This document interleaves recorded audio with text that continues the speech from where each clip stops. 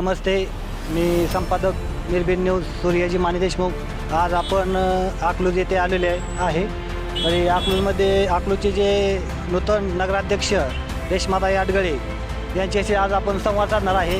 तर आज त्यांनी तो कार्यक्रम हाती घेतला आहे की माझे गाव माझी जबाबदारी, व त्यांना जे काही नगराध्यक्ष पदासाठी जे काही जनतेतून सहकार्य भेटलेलं आहे त्या संदर्भात आपण त्यांच्याशी बोलणार आहे। तर नमस्ते रेश्माताई, आज आपण अकलूज नगर परिषद येथे नूतन नगराध्यक्ष म्हणून कार्यरत आहे। तर तुम्हाला जे तुम्ही मोठ्या मताधिक्याने निवडून आला त्या संदर्भात तुम्हाला काय बोलायचं आहे? खरं तर निवडून दिलं म्हणजे जनतेचा विश्वास होता म्हणून निवडून दिलं आम्हाला सर्वांनाच। आणि आमचं म्हणजे एकच ध्यास जनतेचा विकास। आता पहिलं पाऊल आम्ही तर टाकलेलं आहे जनतेच्या विकासासाठी। सध्या तर कामं चालू झालेली आहेत, ड्रेनेजचं काम चालू झालं आहे। परत आत्ताच आम्ही नवीन उपक्रम हाती घेतला आहे, माझं गाव माझी जबाबदारी।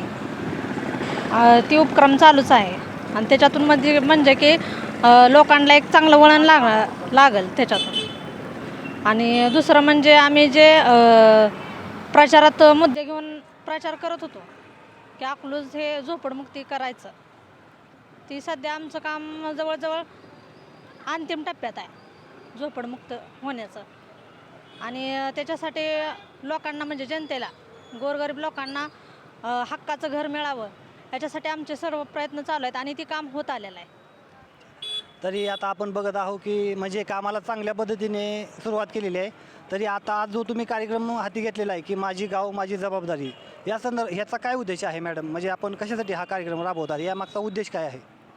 त्यामागचा उद्देश एवढाच आहे की म्हणजे जे ट्रॉफिक होतं दुकानदारांसमोर, ती गाड्या कशा पण लावतात आडवं तिडवं, तर ते ट्रॉफिक होणे, बाकीच्या जाणाऱ्यांना त्रास होणे। परत त्याच्यामध्ये दुसरं आहे की ट्रिपल सीट गाडी चालवणे। अजून लहान मुलांना म्हणजे आता बरेच लहान मुलं गाडी चालवतात, जेव्हा 18 वर्ष व्हायच्या अगोदरच गाडी देतात, तर ती तसं न करता त्याच्यासाठी म्हणजे प्रत्येकाला वळण लागायसाठी। धन्यवाद ताई। आज आपल्यासोबत अकलूज नगर परिषदेचे नगरसेवक प्रतिभाताई गायकवाडे उपस्थित झालेले आहेत। तर त्यांच्याशी आपण थोडा संवाद साधणार आहे।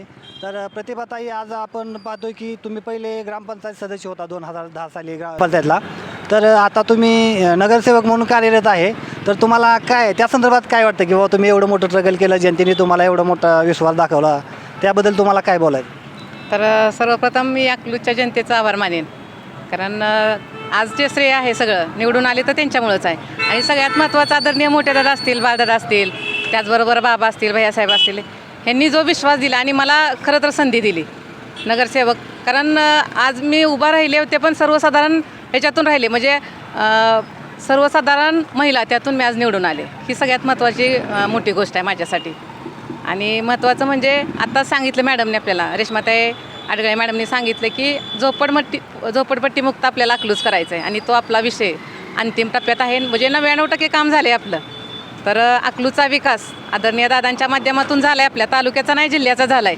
मग अकलूज आपलं कशातच मागं नाही, असं अकलूजला कुठली सोय नाही किती नाही आपल्याला। खरं तर अकलूजसाठी खूप आपल्या मोहिते पाटील परिवाराने म्हणजे सगळी संधी आपल्यापर्यंत सोयी सगळ्या दिलेल्या आहेत। तर जे आत्ता काय म्हणजे नगर परिषदेच्या माध्यमातून जे आत्ता कामं होतील तर बऱ्यापैकी चांगल्या प्रकारे होतील। कारण पहिला अकलूज ग्रामपंचायत असताना निधी थोडा कमी पडत होता, त्याच्यामुळं थोड्या मागच्या 4 वर्षामध्ये एक प्रशासक होतं, त्याच्यामुळं थोडं आपल्या नागरिकांची गैरसोय झाली। पण आता इथून पुढं 100% आमच्या अध्यक्ष मॅडम असतील, त्याचबरोबर शिवबाबा असतील, उपनगराध्यक्ष असतील, यांच्या माध्यमातून आम्ही सगळेच नगरसेवक आणि कार्यकारी अधिकारी असतील, त्यांच्या माध्यमातून आम्ही 100% अकलूजचा आमचा विकास करणार आहे। आज तुम्हाला अकलूज नगर परिषदेमध्ये जे काय कोणत्या पदावरती तुमची नियुक्ती केलेली आहे, वर त्या पदामधून तुम्ही कोणती जनतेला काय म्हणजे सहकार्य करणार आहे, जनतेची कामं कोणती करणार आहे? आता तसं बघितलं तर आज महिला बालविकास सभापती म्हणून आज माझी निवड झाली। तर याच्या माध्यमातून महिलांसाठी अंगणवाडीसाठी आम्ही काम करू शकतो, कारण मला 2010 पासून मी महिलांमध्ये काम करते, बचत गटाच्या माध्यमातून माझं 2010 पासून काम चालू आहे। तर अजून चांगली संधी मला दिली की महिला बाल कल्याण खातं माझ्याकडे देऊन तर महिलांसाठी अजून मी चांगलं काम करेन। आणि त्याचबरोबर अंगणवाडी असतील, जिल्हा परिषद शाळा असतील, ह्या सगळ्या माध्यमातून वेगवेगळ्या योजना येतील त्या आपल्या प्रत्येक महिलांपर्यंत, प्रत्येक म्हणजे ज्याला खरंच गरज आहे त्यांच्यापर्यंत पोहोचवण्याचं 100% मी काम करेन.